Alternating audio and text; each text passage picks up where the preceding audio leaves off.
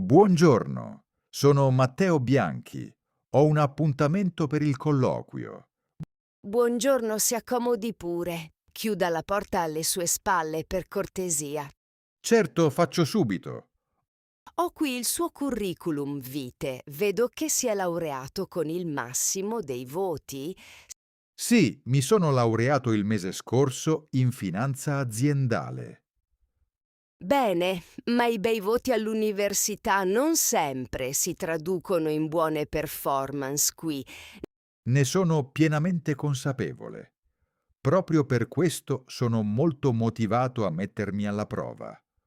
Lo spero bene per lei. Il ruolo di analista junior richiede una dedizione totale. Sono pronto a impegnarmi al massimo. Ho già fatto un breve stage in consulenza. Ho letto, parliamo delle sue competenze tecniche, che sono fondamentali per noi. Certamente, mi dica pure. Come valuta la sua conoscenza di Excel? Sia onesto, non cerco risposte preimpostate. La riterrei avanzata. Lo uso quotidianamente per l'analisi dei dati finanziari. Tutti dicono di avere un livello avanzato, sa programmare in VBA. Sì, scrivo macro regolarmente per automatizzare i processi più ripetitivi. Mi faccia un esempio pratico. Che tipo di processo ha automatizzato nel suo ultimo stage? Ho creato un modello che estrae i dati di bilancio e aggiorna i grafici automaticamente. Interessante. E quanto tempo faceva risparmiare al suo team con questa macro? Circa 2 ore di lavoro manuale ogni settimana, per ogni singolo analista. D'accordo, ma l'efficienza non è tutto, la precisione è ancora più importante. Assolutamente. Ho sempre inserito dei severi controlli incrociati nei miei file Excel. Ottimo, passiamo a un altro argomento critico per questo ruolo, la gestione dello stress. Sono abituato a ritmi piuttosto intensi. All'università lavoravo e studiavo contemporaneamente. L'università è un ambiente protetto, qui gestiamo capitali veri e clienti esigenti. Lo capisco perfettamente. La responsabilità è molto diversa, ma la cosa non mi spaventa. Immagini questa situazione, è venerdì sera, sono quasi le 7. D'accordo, la seguo. Un partner le chiede una presentazione completa per lunedì mattina alle 8 in punto. Sicuramente una richiesta molto impegnativa, con una scadenza davvero stretta. Esatto. Come organizza il suo lavoro per consegnare tutto in tempo? Per prima cosa chiederei al partner di chiarirmi le priorità assolute della presentazione. Il partner non ha tempo di spiegarle i dettagli, è su un volo per Londra. In questo caso analizzerei subito i dati disponibili e strutturerei un indice del documento. E se si accorge all'improvviso che le mancano dei dati fondamentali? Cercherei le informazioni nei database aziendali o contatterei un collega senior per un consiglio. I colleghi senior non lavorano nel weekend, è completamente solo in ufficio. Allora farei delle stime fondate, evidenziando chiaramente le mie assunzioni nel report finale. Potrebbe funzionare come approccio, ma se il cliente trova un errore nella sua stima? Ovviamente controllerei tutto più volte prima della consegna per minimizzare i rischi. Un errore in un modello finanziario può costare milioni alla banca, non lo dimentichi. Me ne rendo conto. Per questo credo che la precisione venga sempre prima della velocità. Eppure le ho appena dato una scadenza impossibile. Sembra una bella contraddizione, non trova? Un po' sì. ma immagino sia proprio questo il cuore del lavoro: bilanciare rapidità e accuratezza. Esattamente. E cosa farebbe se dopo aver lavorato tutto il weekend il partner rifiutasse il suo lavoro? Accetterei le critiche in modo professionale. Cercherei di capire immediatamente dove ho sbagliato. Nessuna frustrazione personale. Lavorare 60 ore a settimana logora chiunque. Sarebbe frustrante, non lo nego, ma lo vedrei come un'opportunità per imparare rapidamente. È una risposta molto politicamente corretta. Vorrei vedere la sua vera reazione nella realtà. Spero davvero di avere l'occasione di dimostrarglielo sul campo, dottoressa. Lo vedremo presto. Passiamo alle sue competenze di valutazione d'azienda. Quale metodo preferisce usare? Di solito parto dal discounted cash flow. Mi piace perché ti costringe a guardare davvero i fondamentali dell'azienda. Vero, ma sa bene che è super sensibile alle assunzioni. Basta toccare il tasso di crescita terminale e il valore esplode. Esatto. Per questo cerco sempre di bilanciarlo con i multipli di mercato.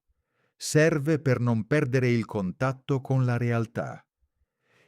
E se i due metodi danno risultati completamente diversi?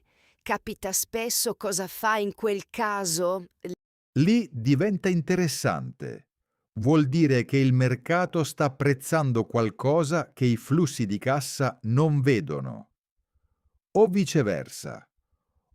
O molto più semplicemente ha sbagliato lei a calcolare il WACC? Succede più spesso di quanto creda.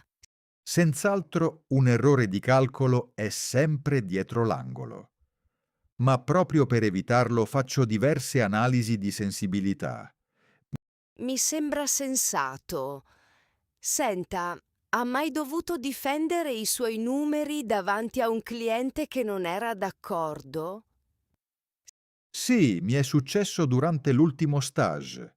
Il CEO dell'azienda cliente insisteva che la sua società valesse almeno il 30% in più. Un classico! Loro pensano sempre di valere oro e lei come ha gestito la situazione?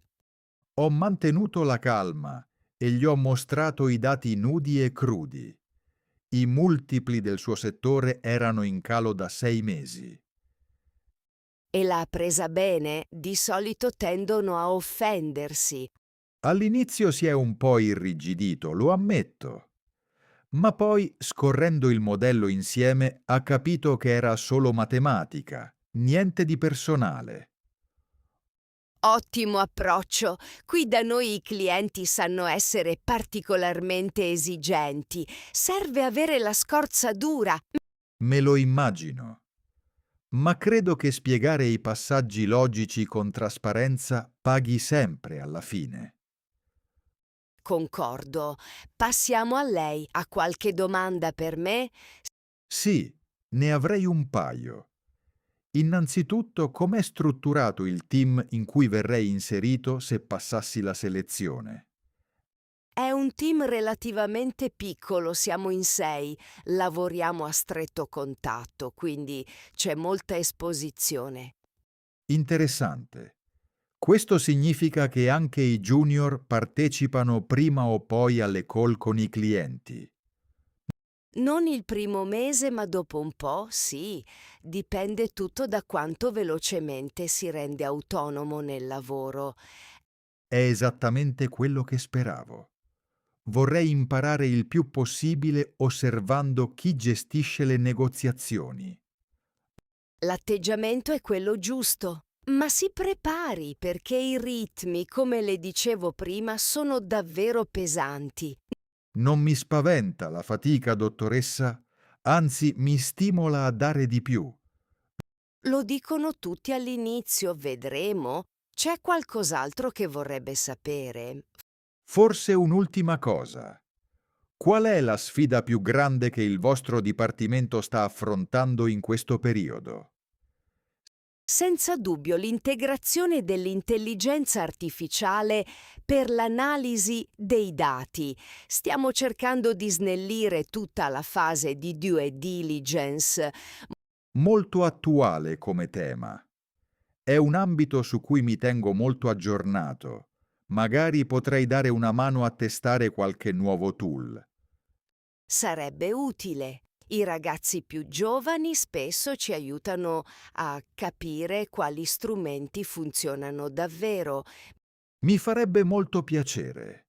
È una transizione che tutto il settore dovrà affrontare prima o poi. Esatto, se restiamo indietro su questo, perdiamo competitività. I clienti vogliono analisi sempre più veloci. E più accurate, immagino. Torna sempre il discorso del bilanciamento di cui parlavamo prima. Vedo che è stato attento, mi fa piacere. Beh, direi che per oggi ci siamo detti tutto. Perfetto. Quali saranno i prossimi passi del processo di selezione? Avrà nostre notizie tramite le risorse umane entro venerdì prossimo, sia in caso positivo che negativo. Va benissimo. Attenderò un vostro riscontro allora.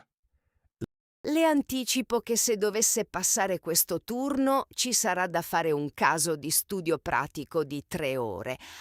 Ah, buono a sapersi. Mi terrò allenato sui modelli nel weekend, per non farmi trovare impreparato. Sì, ma non si preoccupi, non le chiederemo nulla di troppo complesso. Bene, l'ascensore è in fondo al corridoio, giusto? Sì, a destra.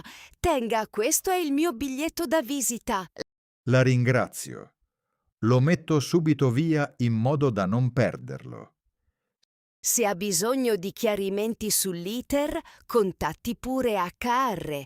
Per questioni tecniche, invece, può scrivere a me. Ottimo. Se dovessi avere dei dubbi, approfitterò della sua disponibilità. Certo, nessun problema. Buona giornata e buon rientro. Buona giornata anche a lei. Arrivederci.